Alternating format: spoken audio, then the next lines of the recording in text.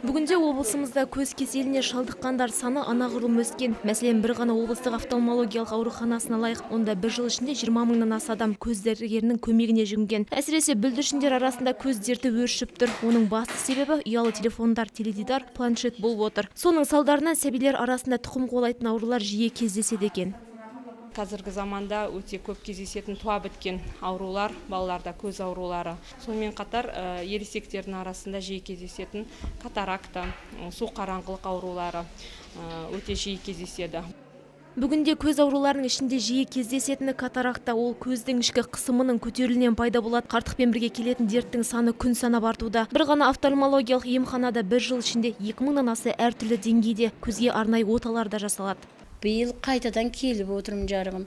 Менің көзімді катаракта деп жіберіп отыр.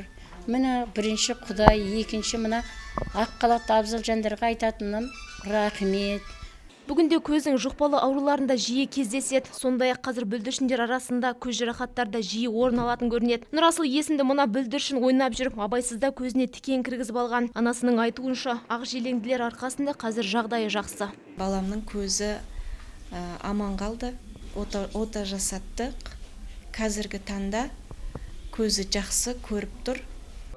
Облыстағы тағы бір түйткілді мәселе қала емханаларының кейбірінде көз дәрігерлерінің жоқтығы. Ал ақ желеңділер армиясы болса, көз ауруларын көбейтпеуде көп нәрсе тындыруға болады. Алдын аламыз дегенді алға тартты. Айша Жақсыберген, Арман Сабыр, 7/7 News.